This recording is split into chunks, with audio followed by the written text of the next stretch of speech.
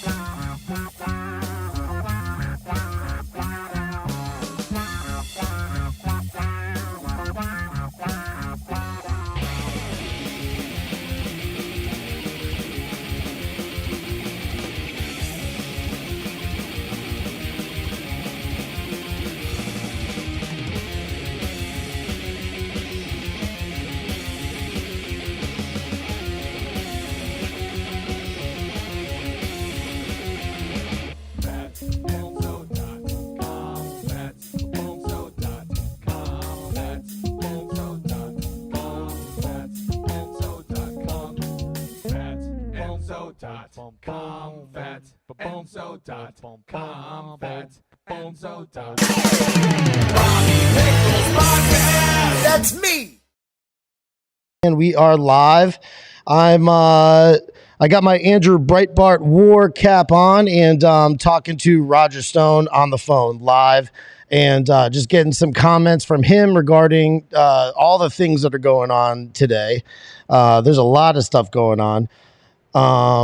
Roger, thank you so much for being on. I really appreciate you giving me your time, and time is the most important thing. It's the most valuable thing in this life, and I appreciate the little bit of time you've given me this evening. Thank you so much.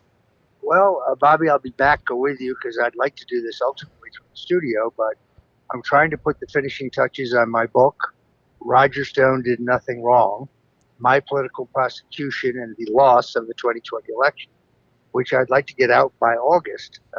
As you probably know, but most people don't, on Election Day, November 3rd, 2020, the United States Justice Department at midnight released the last redacted sections of the Mueller report, which admitted once and for all that they never had any evidence whatsoever of my collaboration with the Russians or WikiLeaks or Assange. And of course, all of those major news organizations who accused me of that in blaring headlines, none of them, of course, reported this stunning truth. And let's face it, who puts out a statement at midnight on the busiest news day of the year unless you don't want anyone to see it? It's so you're writing a book, huh? Roger Stone Did Nothing Wrong. I'm writing a book about the 2-year ordeal, the Soviet-style show trial that I was subjected to, the unconstitutional rulings by the judge, the epic corruption by the Mueller prosecutors, the corruption of the jury and the jury forewoman. If it can happen to Roger Stone, it can happen to anyone. It's In been the blink of an eye, all of your rights are suddenly gone, just gone.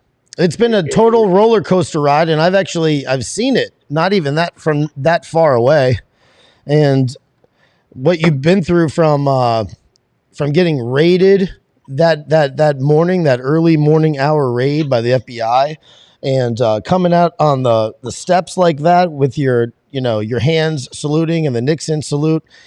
And all the iconic things that have happened from Washington D.C., all the trials, and you finally did get pardoned. At first, Trump, he just what exactly did he do at first? He didn't do the full pardon. He commuted my sentence because the Justice Department, in violation of their own rules and federal regulations and all legal precedent, still made a special exception. They wanted to send Roger Stone to a prison in Georgia where there were over 200 active cases of COVID-19, which really does violate all their own standards. So in other words, Michael Avenatti, Michael Cohen, Rick Gates, even Paul Manafort. These guys were given home confinement, but this was really a death sentence. The idea, of course, was for me to die in prison so that my appeal would never get to the courts.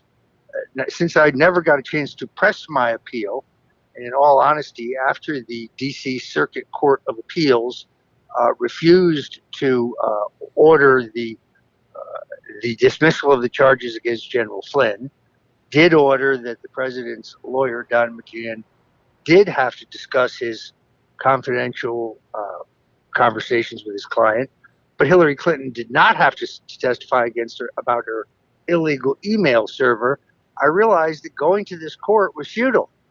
The law, the Constitution, the rules don't matter. All that matters is the political agenda of the most liberal court in the United States, that in the D.C. And I'm convinced no Republican, no conservative, no libertarian, no free thinker, none of those people could get a fair trial in Washington, D.C. Now, Roger, you've had a long career, though, in politics in Washington, D.C. And, you know, a lot of times people don't realize how bad things are until it actually happens to them personally.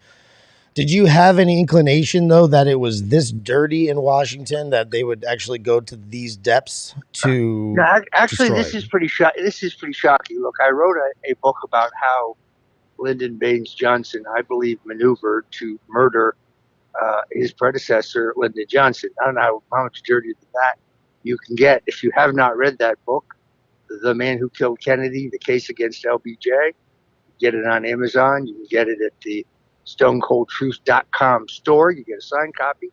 But I make a pretty good case. Now, that actually pales in comparison to the unconstitutional crimes here. I mean, it is unbelievable that it appears to me that Barack Obama and Joe Biden used the full authority of the United States government in order to activate the extraordinary surveillance capability of the intelligence agencies for strictly political purposes, without any legitimate reason to open the investigation. They knew that the Steele dossier was fraudulent. Comey told us that was but one of a mosaic, he said, of evidence. But the closer we look, the more we learned they had nothing other than the Steele dossier. And Andrew Weissman, the number 2 man in Mueller's hit squad, as a deputy attorney general, he knew the province of the Steele dossier. He knew where it came from. Of course, he didn't disclose that conflict. So, no, this will go down as one of the most epic political scandals in history. But the good news tonight is Donald Trump leaves 2020 a winner. Mm-hmm. And this is, I give total credit to two men, Donald J. Trump, who had the good sense to fire the rest of his lawyers and put his future in the capable hands of David Schoen.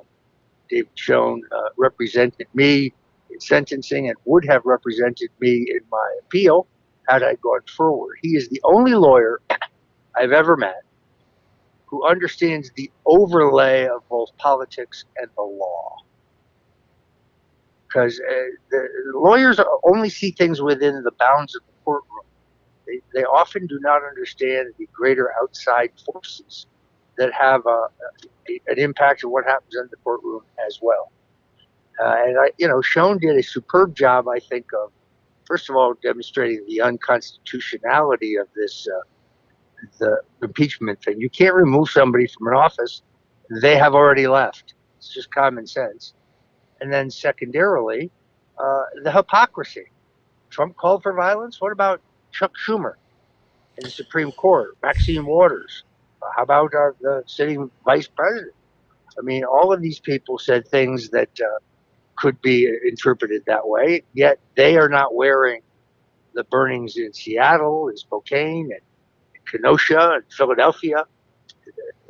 No one sees a connection between their advocacy of extremism and those events. Yep. So it's just, the whole thing is ridiculously hypocritical. It's all clown world.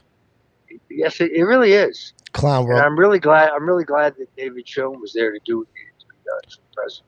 David Schoen, now that attorney, is he out of Florida or is he like strictly out of Washington D.C.? He actually practices, I believe, out of Alabama. Okay. Very good, very good man. Yeah, like I said, we are totally in clown world. Let me ask you a question. I've asked a couple people this. Let me see if you pick up what I'm throwing down now. Nobody really picks up on this though, but I know it seems kind of insane to think. I mean, when I was a kid and I'd hear about like Joseph McCarthy and all the, all of that stuff happening or whatever, and how these people were being, I guess dragged through the mud. That's what you hear, though. That's what you hear from history and stuff like that. Me not having lived through it, that's what I always assumed, because the winners are the ones who write the history books, right? But that's why the McCarthy era is not. Was Joseph McCarthy right? Well, there's a terrific book that you must read by M. Stanton Evans, which is like the size of the Bible. And I think it is entitled A Conspiracy So Immense, I believe. But in any event, I strongly recommend this book because it makes a very, very strong and compelling case that McCarthy was right and McCarthy was maligned. Now, McCarthy was sloppy and McCarthy was wild, but he was.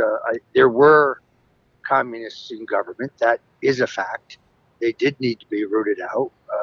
Harry Dexter White, very high level in the Treasury Department, was a Soviet agent, for example. Guy who was in charge of the printing plates for our money actually was a communist agent. So Alger Hiss was a communist. What about the infiltration in Hollywood? I think it took place then. I think it has taken place now. In fact, it probably never really changed. No, I just feel like it intensified, and they just basically made up like, oh, it was just all, it was all for nothing or whatever, and they kind of made all the perpetrators into these kooks throughout history. And I think slowly throughout the years, they've really sunk their grips into like society, and now we see what's going on. Or do you think they were totally in communism or what right now? I mean, a lot of stuff's happening, like Gina Carano. What do you think about the Gina Carano thing? I'm unfamiliar with who Gina Carano is. That was she was in the show The Mandalorian. She was one of the characters, and she shows you how completely out of touch with pop culture. I am too. I've never seen this movie. I've been busy counting Senate Republican votes. Why are you so detached from it? Is it because you've been kicked off of all the social media? Well, that's probably part of it. The other part of it is that's not, to the extent that I had free time, that's not how I would use it to watch stuff like that. It's just not my taste. This is just a news story that was going on, maybe in the Twitter sphere. There's a substantial number of documentaries about the 2020 election or about Trump in which I appear. I haven't even seen those yet. I've never even seen them. So you pitched me one that I couldn't hit out of the park. No, it's okay. So Trump is so what do you think about the acquittal? So I'm very pleased because the impeachment was just a gross act. Something's wrong when Congresswoman Green is removed from her committee assignments because of comments she made.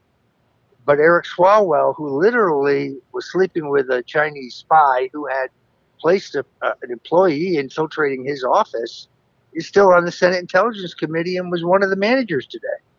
Talk about clown world. There's clown world for you. Mm-hmm. That's beyond belief. That's just beyond belief. Eric Swallowswell. This is a guy for 2 years insisted over and over again, Roger Stone is a Russian agent. And what it turns out is he's a Chinese agent. And that's a fact. Although in my case, I had no connection to the Russians, as you know. Absolutely. And so what's going on with like Alex Jones? You doing InfoWars still? Right? I do not. I appear occasionally on InfoWars, but I am not a regular on the InfoWars platform. No. I will be revamping StoneColdTruth.com very shortly. That will the site of a daily podcast, also a daily video cast. I'm putting a lot of energy into that. So That's right. When are we going to start our $1 million podcast? When's that going to happen? Well, you look so much like Bill Buckley, I think people would be confused. Yeah, right. Bill Buckley, I don't know if that's a compliment or not, but he was awesome. Bill Buckley was great. These kids today don't know who he is, though. You know. No, they have no idea how great he was. That is absolutely. And you know who definitely doesn't know who he is? The guy who's also on the line, my Bernie bro buddy, Daave Write. That's obviously an AKA. He's all scared. He doesn't want to give his real name and stuff like that. Yo, you there? Yeah, I'm here. What's up, man? Not much. Dude, I got you on here with Roger Stone, the one and only. Oh, seriously? Yes. Cool. Nice to meet you, Mr. Stone. How you doing? What's going on in Bernie land? Bernie land, we're just trying to fight the establishment like you guys were doing. Keep getting hit and get. Yeah, I hear you. In the end, 3 out of 7 3 out of 7 Bernie voters ended up voting for Trump in the general election. I think largely because Bernie's positions on trade and war were more similar to Trump's than they were to Hillary Clinton's. Well, Trump ran on an anti-establishment message. That's what turned a lot of Bernie people on, because that's what we basically are. We just want our government to work for us, like the old progressive days. You know what I mean? When Ike was in charge. You know what I mean? It's just to bring back the good old days. Finish what FDR started, and all the other, and Teddy Roosevelt what he started. Just take care of ourselves. Don't worry about other countries. No more wars for oil. No more wars for anything. Just worry about our own people. Why don't we just declare a war on the homeless? You know what I mean? Try to help these people out. It's just such that we have to keep fighting with each other and nothing ever gets done. Roger, do you even have the mental capacity at this hour? I mean, thank you very much for joining us live here, 12:34 a.m. And we got the Bernie bro on. I mean, can you rationalize? Can your logic even work any kind of magic on this guy? Probably not. First of all, I respect true progressives, true liberals. You don't see them very often. In other words, you see hypocrisy. The people like Hillary Clinton give lip service to a progressive agenda, but when it came, for example, to criminal justice reform, it took Donald Trump to finally do something. The Democrats milked the votes of blacks and Hispanics, poor people for years on this issue, but then never really did anything. And it took a Republican president to do that. I find that interesting. Bernie is not doing that well, given the fact that Biden basically snuffed him on the minimum wage, stuffed him on the means test for the relief package. So I think the progressives are beginning to get angry within the Democratic Party. Did he snuffed him on the minimum wage? Yeah, no, they lied to us about the $2,000 checks what Trump and Bernie promised us. He's trying to give us $1,400 checks and say, oh, the $600 from Trump that count. It's total bullcrap. We're not even getting it until March. It's like they're playing stupid games with like trying to impeach President Trump when we should be worried about a stimulus package and helping out small businesses. Over 100,000 small businesses crashed during this pandemic, and they received no help. It's like we're too busy playing politics to be worried about the serious crap going on. And it's not good for our country. Well, I agree. Anyway, Bobby, as you can see, I'm losing my voice. I'm going to finish this chapter of my book before I retire for the evening, but it has great to be with you, and next time we'll do it from the studio. Thank you very much, Roger. I appreciate you jumping on with me on your Saturday. Have a good one, sir. Thanks. Well, thanks a lot, Daave Write. Well, maybe we'll have some other chats later on. You scared away Roger with your stupidity. No, we agree on. Dude, he had a long day today, man. Yeah, I know. I do too. We agree on many things, man. This is going to be a long debate. Yeah, It's gonna be a long. He doesn't have a problem with true. You heard him. He doesn't have a problem with true progressives. Mm-hmm. Are you a true progressive? You think? Yeah, I'm 100%. I'm an independent progressive, man. Yeah. Who else can we get on the phone? You have any other ideas? Huh? I don't know. Just, somebody call in, please. Yeah. Unless we're hate to call it a night. We just got all pumped over Roger Stone. Man. Are you kidding me? Somebody call in. Come on, here. Hey, who wants to call in? No, we don't even have that many people watching. If you want to call in, it's 866-970-9997. 866-970-9997. If you want to call in and talk. What do you got to do? It's Saturday and it's 12:37 a.m. What do you got to do? So that's so great, huh? Come on, talk shit on a podcast. So anyway, So you're talking earlier about I don't know, to the one guy you had on earlier about your Proud Boys and stuff like that. Who? About you guys having no leader. Okay. What about? What are you guys going to do about that? Oh, well, no. Who doesn't have a leader? No, I'm talking about like. I was joking. Which direction are you guys going to be going now? I was simply joking with the gentleman. No, I'm talking about which direction are you guys? Yeah. It's good that you're talking about this because this is all the same episode anyway. So it's good to round it out with the conversation about Macron anyway. You know, Macron, I'm so God, he was sad. He was a sad boy. He really is. He really was. It's horrible to lose your parents, right? I mean, Dave, don't you know about that? You share that same kind of thing, so. Yeah, but there's other things to talk about. Yeah. Like, what do you think about this impeachment thing? Dude, I mean, we already talked about it, dude. I what do I think about it? I think it was just all stupid from day one. It was the dumbest thing ever. Who cares?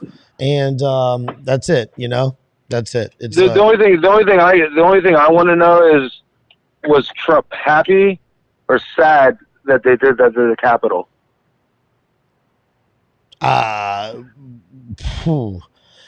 I don't know, man. He's very patriotic. That's a good question. I think there's probably both, man. You know, I think it was probably both.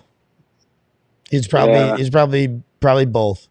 Probably experienced both. I just don't believe in violence, man. I just really wish you guys didn't go that route. What do you mean, you guys? You know? I mean, like, not you guys. My bad for saying it like that, but I'm just saying everybody. Like, you know, I mean, I'm looking at, like, I was watching a movie, Salem, with Martin Luther King, and like how he just fought for a peaceful protest. Even though they got beat down, they still stood up and did peaceful protest. They didn't fight back. And it's like that movement carried on a lot farther than anything. So it's like, why be violent? Mm-hmm. It sounds to me, Bernie bro people have this like crazy like idea of utopia in their brain, basically. No utopia. Yeah, they really do. No, we just don't want wars. We just don't want violence with each other. We just want to be all Americans. Mm-hmm. Yeah, that's the progressive way. There's no bullcrap. I mean, not all progressives think like me because I'm an independent. Because you got Democratic progressives, you got Republican progressives. And it's just like, I don't know. It's like you really could work together with us. Like Tulsi Gabbard, for instance, you guys don't have Ted Cruz sucks, man. Everybody, Rand Paul sucks. Everybody you have kind of sucks. They're all for sale. No offense. You guys got to replace them with people that are going to get voted and get elected. Mm-hmm. I mean, come on. Think about all this crap that Ted Cruz talked about Trump before Trump got elected. Mm-hmm. I can't even forget Ted Cruz for that. Dude, Ted Cruz has an awesome haircut, so don't talk shit. An awesome haircut? He has a better haircut than you do. Was he going in for battle? Yeah, dude. Fucking war, bro. He's going to war. The establishment all need to go that to he war. works for? We all need to go for to what? war. With who? Hold on. Ted Cruz mullet haircut. Yeah, dude. He's got a mullet. You didn't see this? Yeah, he looks like Mad Max or something. I guess so. I don't know. He looks weird. Bam. I think he's probably going to take over the Senate. Bernie was a Trojan horse. That's what they said. Bernie was a Trojan horse. No, Bernie was he's an independent progressive, and what's it called? The establishment took advantage of him. Mm-hmm. But he's not going nowhere. Even when he dies, it's still going to go on. Like I said, you guys are pissed. We're pissed. The American people are going to start waking up pretty soon and stop letting our government take advantage of us. Mm-hmm. I mean, we just got to stop fighting with each other somehow. Oh, you're pulling up Ted. What? No, you're pulling up the Ted Cruz thing? Dude, we got to get somebody else on.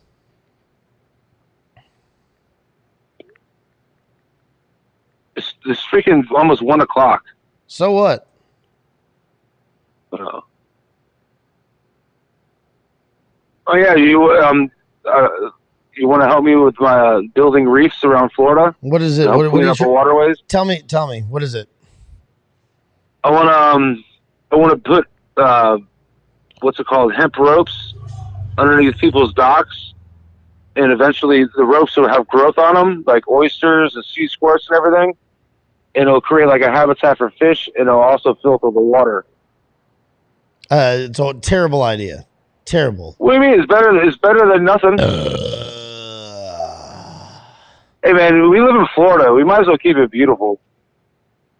Very, very horrible idea. Whatever. What are you doing? I don't know. Trying to make money. Basically. That's it. You got to sell shirts. Yep. All right, so we can't get anybody else on here, huh? Was this show going to be dead? I guess so. Unless, yeah, because we talk on the phone all the time. Unless you want to find something to talk about. Dude, I just Let's talk about DeSantis. Yeah, he's awesome. He's the best person. I love him. How's he the best person and you love him? He just is. He's the best. No, he was supposed to be anti-establishment, and he ended up being for the establishment. Yeah? Yeah, man. He was like, that's why I laid off him at the end, because I knew Andrew Gillum wasn't going to make it. And I mean, and DeSantis is kind of like saying he's going to go after Big Sugar and this and that, take care of Red Tide and whatever. And then you look at Lake Okeechobee, you look at freaking Fort Myers and all that. They already have Red Tide in his winter time. Yep. And did you see that DeSantis told Biden to go fuck himself? Yeah, because whatever. But that's what's bullcrap is, like, you have the news that it's Fox News that's saying open up schools, don't wear a mask, open up everything, blah blah blah. Then you have CNN saying close everything, wear your mask, you're a scumbag if you don't, get the vaccine, blah blah blah, and just like. The country is just torn apart because one person's hearing that news and the other person's hearing the other, and you just have both of them fighting with each other. Snopes is saying that didn't happen, actually. Look at this. What? It's saying it didn't happen. Man, my buddy was telling me how awesome it was that Governor DeSantis told Biden to go fuck himself, but apparently it says no, Governor DeSantis didn't tell Biden, go fuck yourself. The governor of Florida did express unhappiness over potential COVID-19 travel restrictions, but not in so many words. The claim is Florida Governor Ron DeSantis reacted to possible COVID-19 travel restrictions by telling U.S. President Joe Biden, go fuck yourself, during a February 2021 conference call. False. So it says... An email exchange between Snopes and Facebook spokespersons documented a failure to respond to... What? What is this, man? Where is it fake? Origin. In early February 2021, social media users shared a story published by a website called Real Raw News that reported without evidence that Florida Governor Ron DeSantis had told U.S. President Joe Biden, go fuck yourself. It was a quote fabricated in response to news on February 10th, 2021, reported by McClatchy that the Biden administration was considering travel restrictions within the United States in an effort to mitigate the spread of more contagious mutations of the COVID-19 virus. McClatchy reported the Biden administration is considering whether to impose domestic travel restrictions, including on Florida, fearful that coronavirus mutations are threatening to reverse hard-fought progress on the pandemic. Outbreaks of the new variants, including a highly contagious one first identified in the United Kingdom, as well as others from South Africa and Brazil that scientists worry can evade existing vaccines, have lent urgency to a review of potential travel restrictions within the United States, one federal official said. DeSantis was described in news media coverage as blasting or attacking the Biden administration in response to the news. And in a February 11th news conference, he made clear he was opposed to talk of possible travel restrictions imposed on Florida, calling it unconstitutional and stating we will oppose it 100%. But there's no evidence that DeSantis swore at Biden by telling him to go fuck himself. The Real Raw News story described in remarkable detail an apparently fictional conference call between DeSantis, Biden, Centers for Disease Control and Prevention Director Rochelle Walensky, and Anthony Fauci, the head of National Institute of Allergy and Infectious Disease, who has been at the forefront of the U.S. coronavirus pandemic response. We found no evidence that such a phone call took place. No credible news outlet has reported what would be a remarkable and newsworthy exchange between the Florida governor and the president had it actually occurred. DeSantis' real reaction to the possibility of new travel restrictions was, however, recorded in the following tweet. And he just has like a tweet down here or whatever. Oh, my God. So, yeah. So, God, I thought he was so awesome. I mean, you know, DeSantis is really getting like a superhero kind of. People are starting to like, I don't know. They're starting to love the guy. It's what's happening right now. In the conservative circles, it is. Okay, but let me explain what's happening right now. Yeah, there's investigations going on right now, and Governor Cuomo, New York, he's getting busted for not lying about the nursing home deaths. I don't know if you saw that news article yet, but he's getting bashed by everybody, CNN, everybody. Yep. And but now they're going to be going after DeSantis next. Mm-hmm. He lied about the numbers too in a nursing home. Dude, what? No, he did not. Yeah. Wait. No, he didn't. Wait, dude, it happened over here. You're like dude, it happened right here. You're hoping for that County to happen or something, dude. No, what? I'm not hoping for nothing to happen. It happened here. Yeah, right. All right, you'll see, man. Dude, I don't believe you. All right. And stop you'll lying. See. Stop lying. I'm not lying. Yeah. Okay, then I'm not lying. I'm just saying it happened right here in Pinellas County at that Freedom Square or whatever. Oh, wow. I know that place. Yeah, like a bunch of old people there died, and they weren't even accounted for. It's like you read the stories on that place. It made the national news. That's how crazy it got.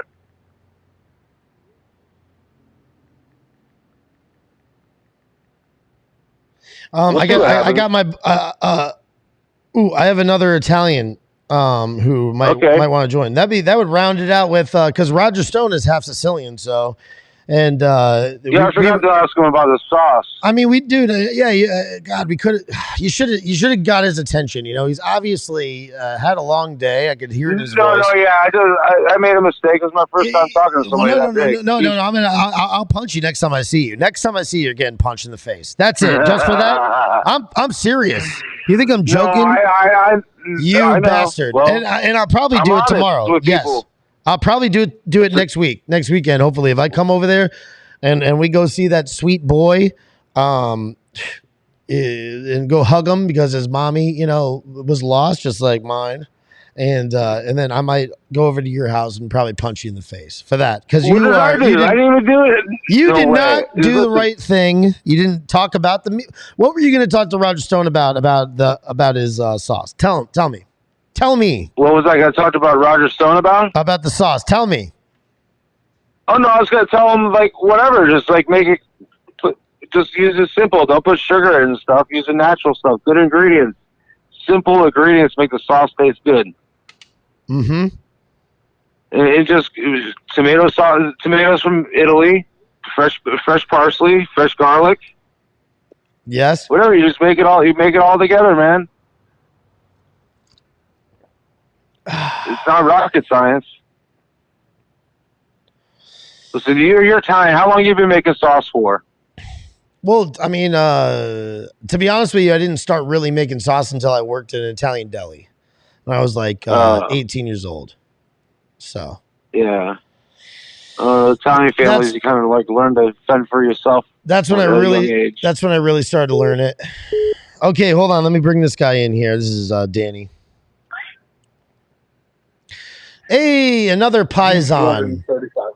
What up, brother? What up, man? Hey, listen, I just had Roger Stone on the podcast, and we're just keeping it going. He had to get off the phone call, and I got my Bernie bro friend. He's on the call. He's Italian too.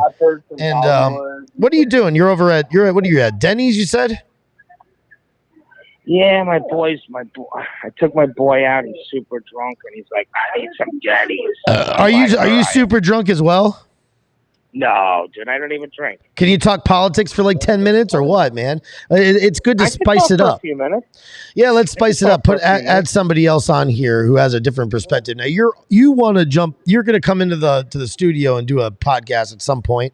And you had stopped by and you're telling me some of your ideas. And you wanted to get some people that had different perspectives. So, some liberal leaning people, right? Like liberals who are not brainwashed, you could say, that could have a normal dialogue. Yeah. Right? That could have a normal disagreement, have an intellectual conversation, an exchange of ideas without calling someone a loser or, just, and this kid that I'm with right now, he's as left as you can get, but he's my boy. And we could have conversations, and then it's done. It's over. We move on, and he's gonna be managing my restaurant. I managed him in Hollywood, with my management company, my production company. So that's a dialogue that we need to be able to have again. I agree fully, but isn't it okay though if you're really good friends? Can't you just get one past the goalpost and just say, Daave Write, you are a retard. I mean. Fuck you. No. It's true, but it's true. It's true. No, it's not. Yes, it is.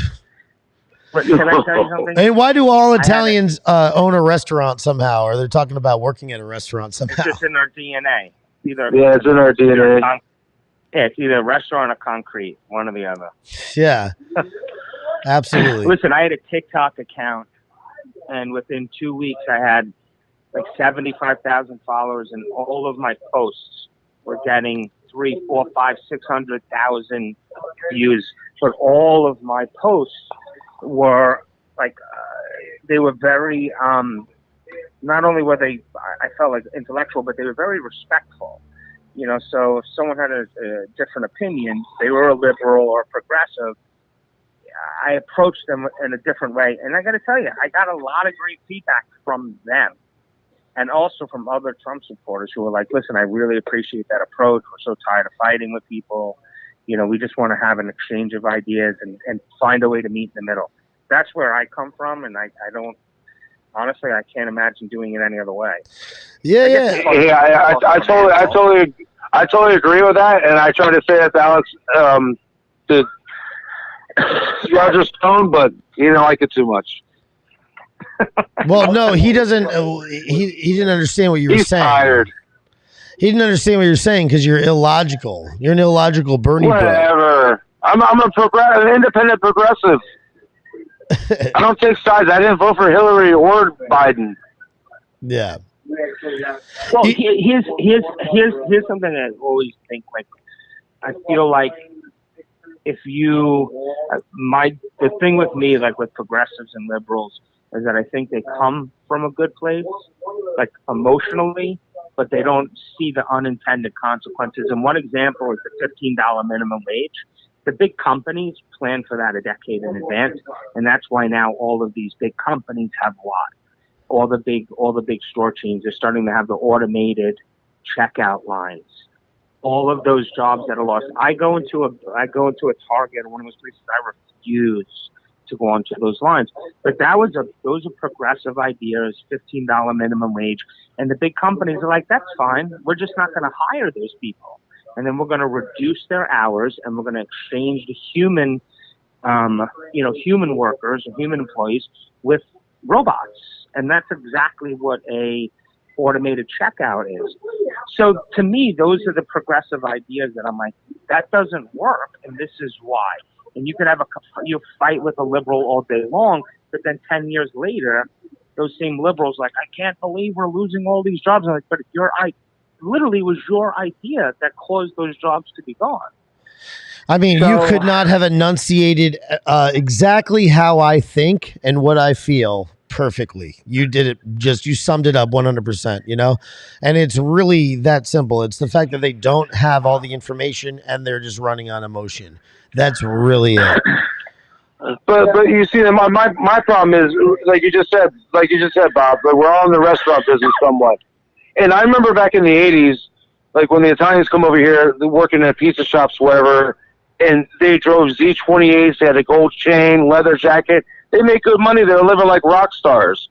Now, you every pizza shop you go to in New York, whatever, it's all foreign people. There's no Italians in there anymore because they don't want to pay nobody what they should be a living wage. And no offense, a living wage is not even $15 an hour. If people have more money, it's more likely they're going to come to my establishment and spend that.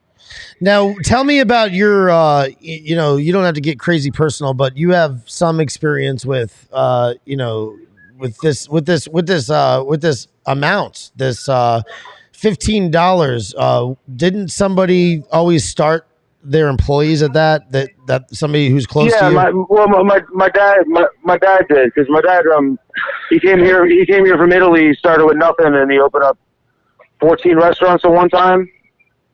But he has like a couple of successful ones that are still open, whatever, today. But he always paid his employees good money, and that's what kept the place running good.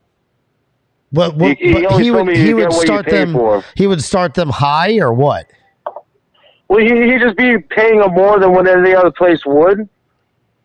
So then people would never leave. Like, we have somebody there, one of our places has been there for 25, 30 years almost.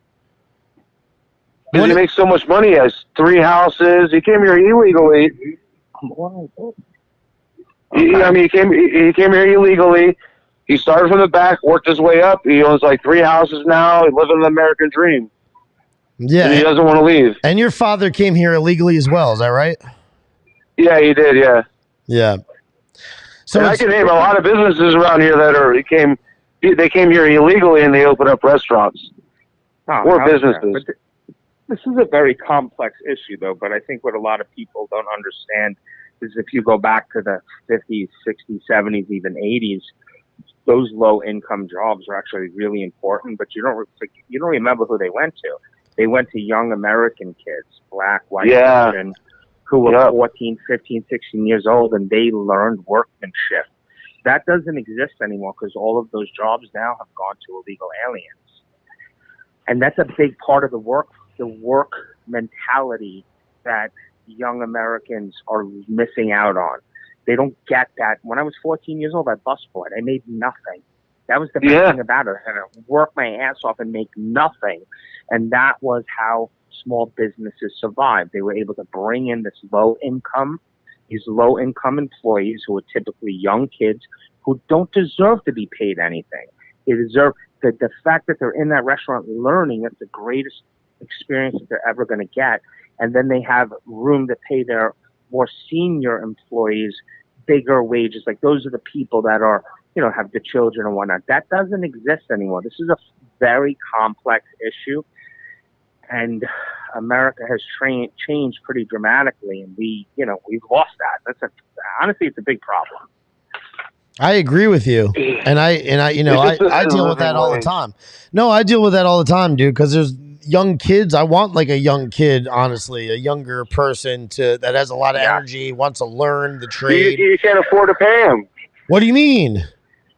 It's hard to pay them if that. somebody's young and they're hungry and they want to learn something, they want to learn a trade. I'm not saying that I'm not going to like pay them well. I do pay my employees well, but I pay the minimum wage. I pay them fair, what they're worth, what their value is. Would you pay them $15 an hour? Based on, I pay people more than that, but they've worked here for a little while. But if you're 15 years old, you don't. If you're 16 or 14 or 15, I mean, yeah, it's not legally. You're not legally working age. I mean, I started washing dishes when I was 12 years old. We're at a different restaurant, and I wasn't getting paid nothing. I don't remember making that much money. I worked at 14, but we had a worker's card.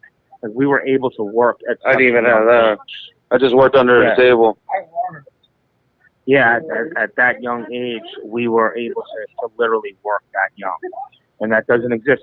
But you gotta understand something. If you're a small business, and let's say your company brings in $500,000 a year, and your overheads, $425, with paying minimum wage, or how are you going to pay $15 an hour?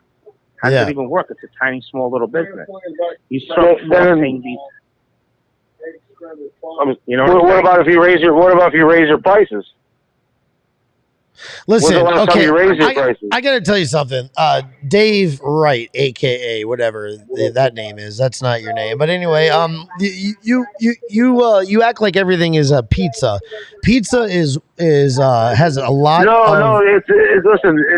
It's pizza. It's restaurant businesses. Pizza has a lot of profit. Tacos, okay, some businesses don't have as much profit as a pizzeria does. I mean, how much profit is in a pizzeria? How much profit? Yeah, there's a lot, right? There's a lot of profit. I mean, there's also profit in the hamburger place or a breakfast place. It depends on the quality. I mean, the problem is now is like no place can raise up their prices because nobody will come. So they got to tap into the quality and make the quality crap. Yeah, it's a hard market right now. You just said like, oh, raise the prices, but what if you can't raise the prices? If you price yourself out of the market, and no one starts coming to your restaurant anymore, then no one has a job. Mm-hmm. And that $15 an hour means nothing. Somebody just said rob Peter to pay Paul. Yeah, but it's not really robbing Peter because if there's nothing you really could do. It's like, okay, say you're a food product, say tomatoes, right? 1 week they're 1 month they're 1 year they're $20 a case, $25 a case, whatever, and then the next year they go up to $40 a case. You adapt to that. So when your business grows, you should adapt your employees into that too. Like give them more money, but they have to have a shelf, but give them enough money to make them happy, and none of them want to leave, and actually make something of themselves in there. But here's the problem, though: if you're a counter kid at a restaurant and you're expecting a living wage, you're in the wrong business. Yeah. Those jobs are reserved for people that are in that transitional point. You're not supposed to make a career as a pizza delivery person. I agree 100%. You're supposed to go through these levels where you're bettering yourself. Answer me this one question. Out of all these people that demand a living wage, how many of them wake up every single day learning on how to properly invest, how to better themselves? How many of them are getting up, exercising every day, studying, learning, reading, going back to school, trying to advance the way they think, trying to advance their skill sets? Tell me how many people in the United States that are constantly in a position of failure are doing those things. Me. So many people. I see so many people complain about not having this, not having that. Well, meanwhile, they just came back from 7-Eleven. They bought a case of beer and a pack of cigarettes. I'm like, you're going to get drunk tonight. Why don't you put that to the side, stop smoking cigarettes, stop drinking, and get on the computer and learn something. Educate yourself. Make yourself more valuable. You're only worth $9 an hour. Why am I going to pay you anything more? Your temperament is worth $2 an hour. Your attitude is worth $4 an hour. You're literally one of the most lazy human beings I've ever. And that is so many people in America. Mm-hmm. So many, especially in Florida. I don't know how old you are, but I remember He's in the our 90s. he's our age. Okay, he's our age. So you grew up in the 90s. In the 90s, Yeah. tell me the 90s weren't good. Tell me in the 90s you could work in a restaurant and be able to afford to buy a home. Because I know a lot of people in the 90s that worked for me, and they bought a home and everything like that with their tax return. Dude, in the 50s, there was one house income, and you could afford to have 3 kids and 2 cars and a plumber, a mechanic could do that. So God, those were the days. Yeah, but I'm just saying, why isn't that happening now? Like, it's stupid like that. It should be like that all the time. But that's because we exported our jobs Right. overseas. All our labor. For cheap labor. Yes. Okay, and that's That's what it was. When I think back about my grandfather, a tool and dime maker, right? And in the 50s or something like that, I could picture what he would think, where he looked at this dystopian reality where all of the stuff was made in China. Could you believe that? Think about the greatest generation, our grandparents. Think about them in their heyday, right when they're young and vibrant like we are now. LOL. But you imagine what they would have thought if they had seen this? No, it's insane, dude. God, let me tell you one more thing. One more thought to this. Really, please, one more thought is I got Palm Beach. Palm Beach is directly across from my shop, right? And some of the richest people in the world live right there. And I have some customers who are from Palm Beach. And one of them was telling me how you make wealth. He's like, you make money, you make your initial money from labor, and then you make your wealth from investment. Holy shit. There's a tornado out here. Is there? Where? Yeah. Nice. I'm in Pinellas County. Holy shit box. Well, I hope it. I in a tornado once in Tennessee. Yeah, no, this is like the second time. Probably like the third time I'm probably gonna see one. Whoa. Yeah, I just seen one here about a month ago. Yeah, I hope it scoops you up. Yeah. Okay, Dorothy. Yeah. No, for real. Did you even hear what I said at all? Huh? No. Yeah, I heard what you already. Listen, no. This millionaire dude was telling me this is how you make all the money. In life, you make all your money from you make your money from labor, and then you take that, and then you make your wealth from investments. So if we, as a country, if you're going to run the country like a business, okay, think about like Donald Trump. He was the best president. And he just ran this country like a business. If you take and you export all your labor, that's all your money-making power that you're going to use to create wealth later on by investing. That's what we did. We outsourced all of our power, basically. You understand? Comprende? Yeah. Capiche? Yeah. Huh? Yes. Cabbage. Yeah. Yo, Danny, you still on? Yeah. Danny, you still on? Yeah, I'm still here. Okay. Yeah, there's an interesting quote in the Bible, a passage that talks about a city without walls. There's no city at all. It's about discipline. There was a point in America where we kind of lost that discipline where, globalization, right, super important, but then we started to outsource. We lost our discipline and we started to very quickly, exponentially outsource America. And when you do that, we left so many of those people in the middle class left behind. So that living wage that you're talking about used to exist, but it cannot exist in this type of a economic environment anymore. We no longer live in that type of an economy. We live in an entrepreneurial economy.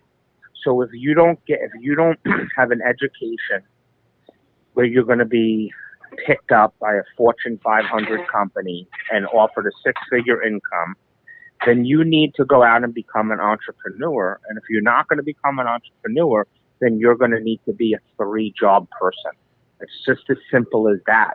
There's nothing. You cannot legislate out of this economic issue as long as the rules don't change.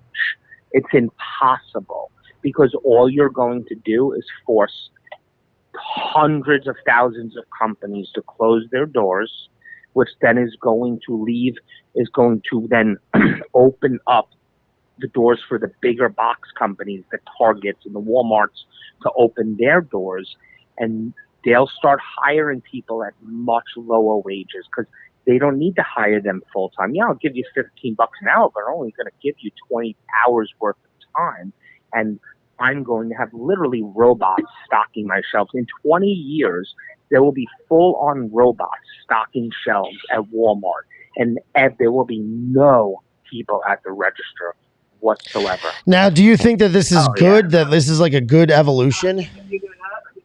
It's necessary. I mean, if you want cheap prices, what can you do? But is it going to be better for people to be entrepreneurs? More people to be entrepreneurs? I think that all the cashier jobs is going to be gone. But if we had free college for everybody, they could learn a different trade. Or if we had shop class in class again, we don't even have that in class anymore. No, he never teaches. I mean, when you're in middle school, you guys remember going to shop class. We don't even have that. No, you don't have. Listen, you don't. Here's what progressives and liberals don't understand. In 100 years from now, if you went to bed and woke up and you saw the world that was created, you would be horrified. And here's something. If you go back in time, from every fallen civilization, the Bible calls it when Babylon is falling. Every civilization literally gave up the morality, and technology became their god. That is the truth. That is fact. It's happening once again here in America. And when America falls, the world will fall behind it. It's the Tower of Babel. Here's every single high school student should read the famous book written in the 1800s called Democracy in America, where the French sent one of their representatives over, and they said, "Tell me what's going on in America." And that individual came to America, reported what was going on, and came back and said, "I cannot believe what's happening. There really is no government. They are bartering. There's entrepreneurs. They're taking care of their property. This is unprecedented. I've never seen anything like that ever before." That was what America really, to me, was all about. That doesn't exist. That was a progressive era, almost like back in. Oh, that's by back in the 40s and 50s. Sorry, life was different, and all we're trying to do is we're trying to finish what FDR and Ike started and Teddy started. It's not nothing new. It's just we're just trying to finish their idea that the establishment stopped. And I think that we're all fighting for the same things. But you're talking about the Great Society. The Great Society was the biggest disaster in American history. Do you know that before 1965, Black Americans were outpacing white Americans in almost every single category with zero government intervention? Absolutely. Black Wall Street. All you have to do is go back and watch the great documentary from last year called Uncle Tom. Watch that documentary, and it will blow your mind.